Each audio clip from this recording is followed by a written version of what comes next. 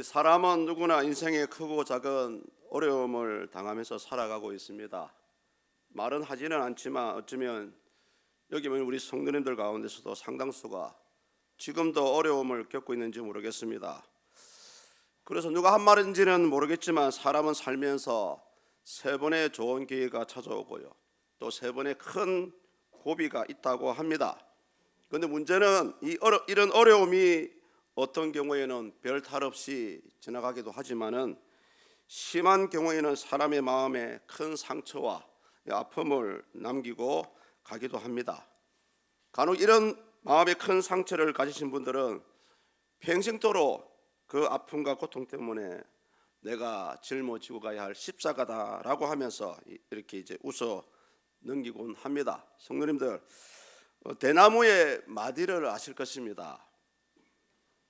키가 크고 굵은 대나무일수록 그 마디도 크고 두껍습니다.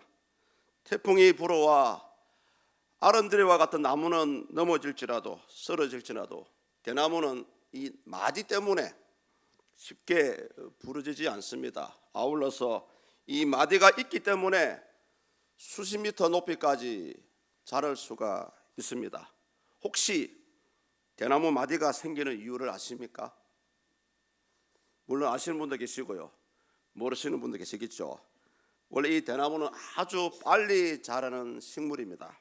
그러나 대나무가 일정하게 자라다가 갑자기 성장을 멈추는 이 고난의 기간이 있다고 합니다. 그때에 이 성장이 멈추었을 때에 만들어지는 것이 바로 마디입니다. 만약 이 마디가 만들어지지 않는다면 대나무는 휘지 않고 곧게 자랄 수도 없고요, 또 높이 자랄 수도 없습니다. 오늘 본문에 등장하는 야곱도 이 대나무의 나무가 만들어지는 시간이 필요하듯이 이제 신앙의 성장을 위한 인생의 고비를 맞이하게 되었습니다. 함께 나누게 될 이 창세기 32장은 외삼촌 라반의 집에서 무려 20년을 지냈던 야곱이 20년 후에 마침내 고향으로 돌아오는 길이었고요, 자신을 잡으러 오는 형 에스를 만나기 직전에 일어난 이야기입니다. 형 에서와의 관계를 모르는 분이라면은 당연히 이들 형제의 만남을 축하할 일이지만 아시다시피 현실은 그렇지 않았습니다. 비록 피를 나눈 형제 사이였지만 당시 이들은 원수와 같은 관계였습니다. 그래서 이 야곱의 입장에서는 형 에스를 만나는 일이 어쩌면 일생일대의 큰 고비라고 할 수가 있습니다. 왜냐하면 지난날의 야곱은 형 에서의 장자권을 겨우 팥죽 한 그릇으로 빼앗았고요, 또 아버지 이삭을 속여서 장자가 받아야 할 축복을 가르친 잘못이 있었기 때문입니다. 이 일 때문에 창세기 32장 6절을 보시면은 형 에스가 군사 400명을 거느리고 야곱을 죽이러 온다는 소식을 들었습니다. 따라서 우리는 이 창세기 32장에서 보여지고 있는 이 야곱의 여러 행동들을 통하여서 어떻게 인생의 죽을 고비를 넘기는지 알 수가 있습니다.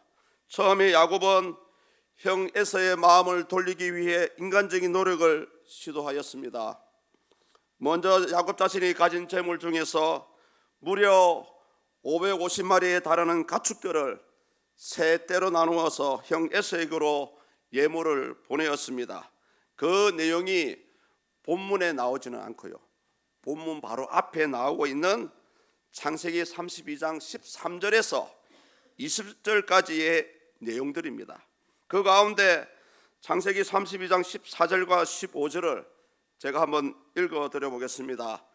암염소가 200이요 순염소가 20이요 암양이 200이요 순양이 20이요 젖나는 낙타 30과 그 새끼요 암소가 40이요 황소가 10이요 암나귀가 20이요 그 새끼 나귀가 10이라.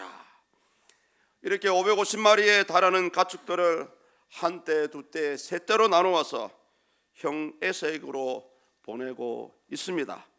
이렇게 형 에서의 마음을 되돌리려고 여러 번에 걸쳐 예물을 보내는 것을 통해 당시 우리는 그의 마음의 상태를 짐작할 수가 있습니다. 그의 이런 모습을 통해서 그가 왜 이렇게 행동을 했을까요? 그것은 그의 마음이 불안했기 때문입니다. 분명히 야곱은 고향으로 돌아오는 이유가 몇 가지가 있었지만은 그 결정적인 이유는 하나님께서 고향으로 돌아가라고 하셨거든요. 그렇다면은 하나님이 돌아가라 하셨으니까 하나님을 전적으로 의지해야 됨에도 불구하고 야곱의 마음은 그렇지 않았다는 사실입니다. 창세기 31장 3절입니다. 여호와께서 야곱에게 이르시되 내 조상의 땅 내 족속에게로 돌아가라. 내가 너와 함께 있으리라 하신지라. 내가 너와 함께 있으리라 하신지라. 이런 약속의 말씀을 받았던 야곱임에도 불구하고 그는 심한 불안감에 쌓여 있었습니다. 왜 그랬을까요? 그것은 단 하나, 형 에서와의 문제를 자신의 힘으로만 풀려고 하다 보니까 당연히 사람은 불안할 수밖에 없습니다. 죽음 앞에 태어날 수 있는 자가 어디 있겠습니까? 이런 야곱의 인간적인 노력은 이에 그치지도 않습니다. 예물을 보내는 것으로 안심을 못하여서 한밤중에 자신의 사랑하는 아내와 두 아내와 11명의 아들들을 또 방패로 삼았습니다. 본문 앞에 있는 22절과 23절입니다. 우리 화면을 보시고 다 같이 한번 읽어보시겠습니다. 밤에 일어나 두 아내와 두 여종과 11 아들을 인도하여 야복 나루를 건널세 인도하여 시내를 건너가게 하며 그의 소유도 건너가게 하고. 아멘. 사실 이 야복 나루는 배를 탈 만한 그런 강이 아니었습니다. 물살이 약하고 수심이 얕아서 능히 가축이나 사람이나 쉽게 건널 수 있는 강이었습니다.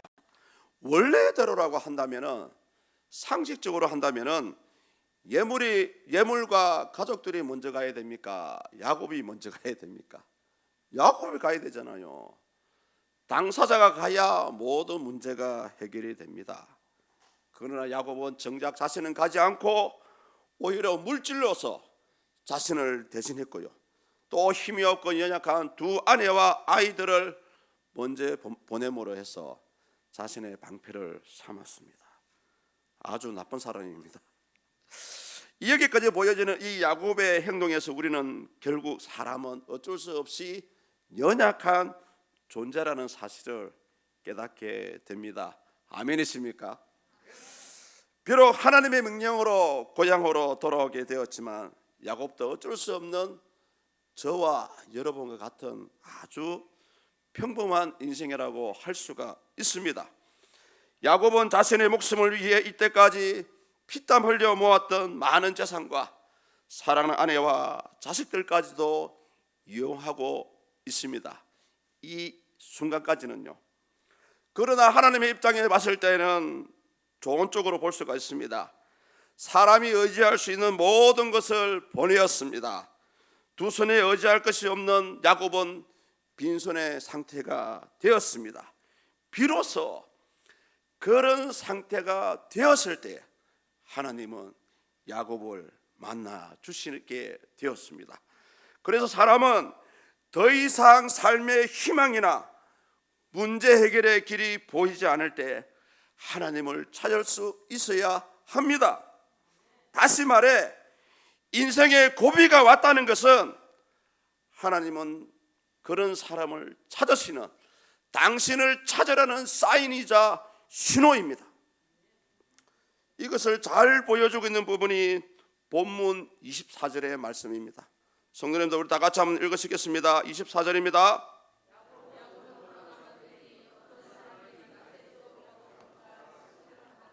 아멘. 야곱은 홀로 남았더니, 이 홀로 남았더니가 중요하죠. 사람은 올 때도 혼자 왔지만은요, 갈 때도 혼자 가야 됩니다. 여기서 홀로라는 말은 외롭다는 말이 되기도 하고요, 영적으로 풀면 모든 것으로부터 분리된 상태라고 할 수가 있습니다. 또 남았다는 말은 뭡니까? 야곱이 스스로 결단하게 된 거죠. 그래서 이 야곱이 홀로 남았다는 말에서 형 에사와의 만남을 어떻게 할지를 몰라 혼자 고민하고 있는 그런 야곱의 모습을 상상해 볼 수가 있습니다. 여기서 결국 사람은 철저하게 혼자라는 사실을 우리는 깨달을 수가 있습니다. 성도님들, 여담이지만은 우리의 신앙도 마찬가지입니다. 사랑하는 나의 아빠가, 나의 엄마가 그렇게 믿음이 좋다 할지라도 여러분 자신이 하나님을 믿고 찾지 않으시면 아무 소용이 없습니다. 다행히 이렇게 홀로 남아 다른 누구의 도움을 전혀 받을 수 없는 상태가 되었기에 야곱은 하나님을 만날 수가 있었습니다. 이 하나님과의 만남을 본문 24절에는 이렇게 표현하고 있지 않습니까? 어떤 사람이 날이 새도록 야곱과 씨름하다가, 여기서 씨름한다는 말은 한국식 표현입니다. 원문에 가깝게 표현해 보겠습니다. 땅에 먼지가 나 주변에 땅에 먼지가 쌓일 정도로 야곱은 그 어떤 사람과 서로 붙잡고 격렬하게 치고받았습니다. 단순히 신사적으로 씨름이 아닙니다. 격렬하게 치고받았다니까요. 그래서 일부 학자들은 이것을 야곱의 필사적인 기도라고 좋게 해석합니다. 그러나 본문 25절을 보십시오. 야곱의 허벅지 관절이 어긋났습니다. 싸움하는 도중에 어긋났다니까요. 호세아서 12장 3절과 4절을 보시면 이런 내용이 나옵니다.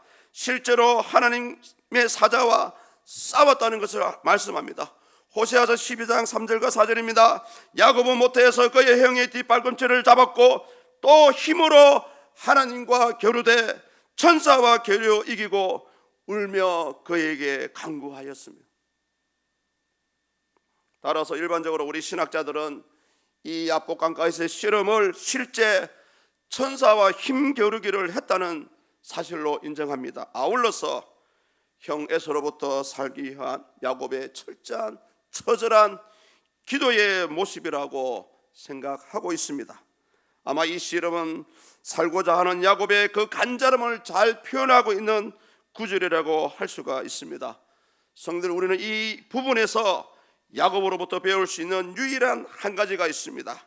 그것은 인생의 고비가 왔을 때에 물질이나 사람을 의지하는 것이 아니라 이 일을 해결할 수 있는 분 오직 하나님께만 매달려야 한다는 사실입니다. 이때 오로지 야곱의 관심은 살려주십시오 하나님, 축복해 주십시오 하나님, 오로지 이 한 마음뿐이었습니다. 그러나 이런 야곱의 간절함에도 불구하고 하나님의 사자의 반응은 어떻습니까? 야곱의 기대대로 축복해 주었을까요? 아닙니다. 오히려 이 천사의 반응은 냉정합니다. 야곱에게 축복하고자 하는 마음 자체가 없었습니다. 어디에 나옵니까? 본문 26절을 보십시오. 다 같이 읽습니다. 그가 이르되 날이 새려하니 나로 가게 하라. 야곱이 이르되 당신이 내게 축복하지 아니하면 가게 하지 아니하겠나이다. 성도님들, 그가 이르되 날이 새려하니 나로 가게 하라. 귀찮다. 이때만 해도 하나님은 야곱을 축복해 줄 마음이 없었습니다. 여기서 천사는 왜 야곱에게 그렇게 매달리는데 축복을 좀 해주시고 가면 좋지 왜 그냥 가려고 했을까요? 어떤 신학자는 그가 가려 했던 이유가 진정으로 하나님을 의지하는지 야곱을 시험하는 것이라고 생각하기도 하고요. 또 다른 신학자는 그냥 가려 했던 이유가 아직 야곱이 하나님의 은혜를 받을 준비가 되지 않았기 때문이라고 평가를 합니다.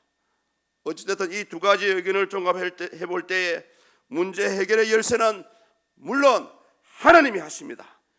오해하지 마십시오. 그러나 성도님들, 이런 하나님의 도우심을 이끌어낼 수 있는 단초는 누구에게 있습니까? 바로 여기 계신 저와 여러분들에게 있습니다. 일부 성도들은 기도만 하면 하나님이 무조건 다 들어주시는 것으로 오해합니다. 네, 물론 하나님은 당신의 뜻에만 합당하다면 응답해 주십니다. 그러나 그 문제의 키는 성도님들 다른 데도 있는 것이 아니고요, 문제가 하나님께 있는 것이 아니고 바로 우리 자신에게 있습니다. 내 안에 있습니다. 하나님의 뜻에 맞게, 약속된 말씀에 맞게 기도하거나 행동도 하지 않으면서 도리어 하나님은 내 기도를 들어주지 않는다고 불평만 하고 있습니다.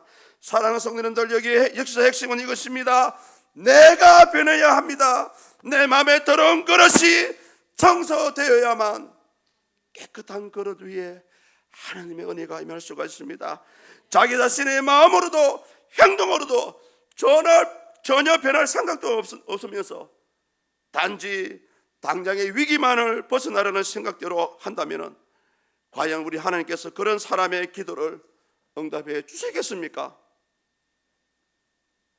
그래서 하나님의 사자는 이 야곱의 적나라한 실체를 지적합니다.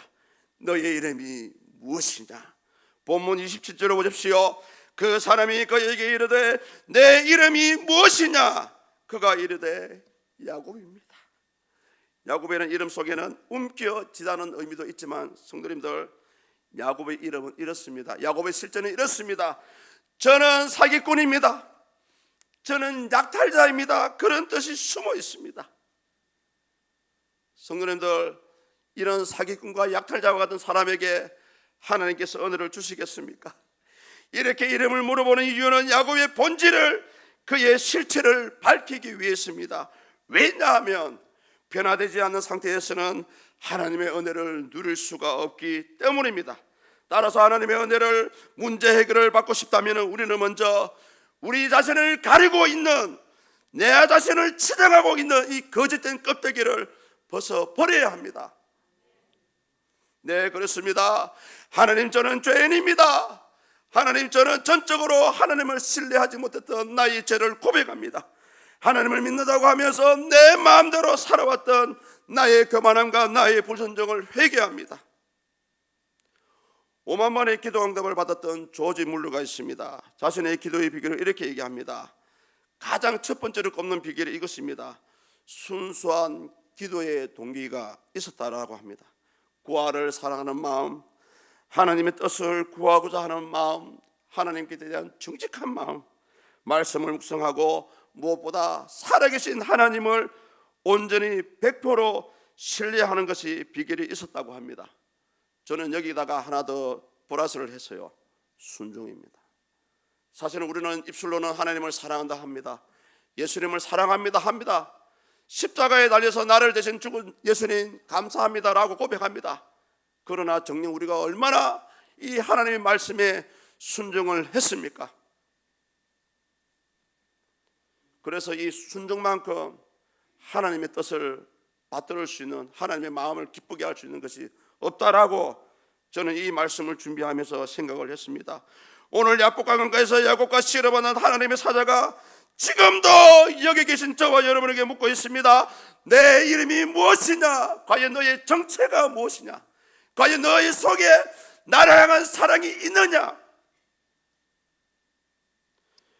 이럴 때 여러분들의 진솔한 본 모습을 고백할 수 있기를 주의 이름으로 축복합니다.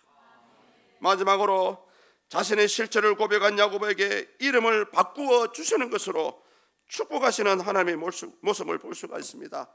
왜냐하면 야곱의 모습으로는, 변화되지 않는 사람의 모습으로서는 하나님의 복을 받을 수가 없기 때문입니다.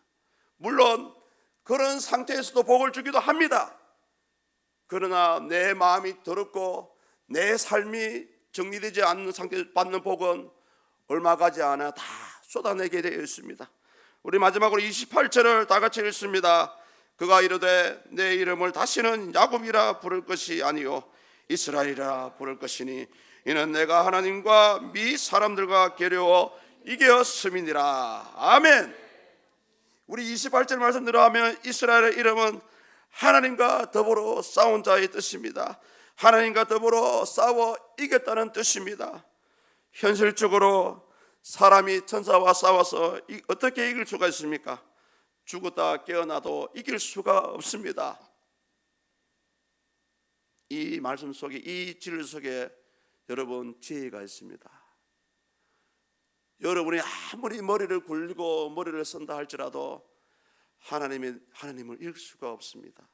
그렇다면은 하나님께서 힘이 없어서 야곱에게 져주신 것이 아니에요. 그냥 져주신 거예요. 그냥 일부러 져주신 것입니다. 이것이 바로 하나님의 사랑입니다. 이것이 바로 하나님의 은혜입니다. 사랑하는 성도님들, 여기 계신 저와 여러분들도 하나님의 사랑 때문에 지금 이 자리에 있는 것입니다. 무엇보다 오늘 인생의 고비 앞에서 씨름하던 이 야곱의 모습에서 저와 여러분들의 모습을 발견할 수 있기를 바랍니다. 나는 그래도 야곱보다는 낫다고 자신 있게 말할 수 있는 분이 여기 몇 분이나 계십니까? 그리고 내 이름이 무엇이냐고 묻는 이 물음 앞에 숨김없이 우리 자신의 실체를 고백할 수 있기를 축복합니다. 주여, 나는 죄인이로서로이다. 나를 떠나소서. 따라서 인생의 고비고비마다 낙심하거나 절대 포기하지 마시고 변함없이 하나님의 얼굴을 구하십시오. 변함없이 하나님의 구원을 구할 수 있는 이 모든 분들이 될 수 있기를 주 예수 이름으로 간절히 축복합니다. 이 시간 기도합니다. 하나님, 그렇습니다. 오늘 야곱이 이 씨름하는 모습을 통해서 나 자신을 바라봅니다. 혹여 내가 주님 보시기에 더러운 이 거짓된 껍데기를 가지고 있다. 시간 아버지, 나의 자신의 실체를 드러내기 원합니다. 나의 죄를 용서하시고 나를 변화시키시고 나를 새롭게 해달라고 기도하시고요. 또 아울러 우리 서문교회가 직면해 있는 이 현실 가운데 하나님 세워서 우리 담임 목사님 김용서 담임 목사님 불쌍히 여겨주셔서 은혜 가운데 무사히 은퇴할 수 있는 시간과 기회와 영역이 회복되게 해달라고 기도하시고, 하나님께서 예배한 자가 세워지기 원합니다. 하나님께서 세우고자 하는 후임 목사가 세워지게 해달라고 기도하시고, 또 부족한 종을 위해서 6개월간의 이 대행 역할을 은혜 가운데 잘 감당하게 해달라고 영육간의 힘과 능력을 다해서 우리 다 같이 한번 주여 부르고 기도합니다. 주여.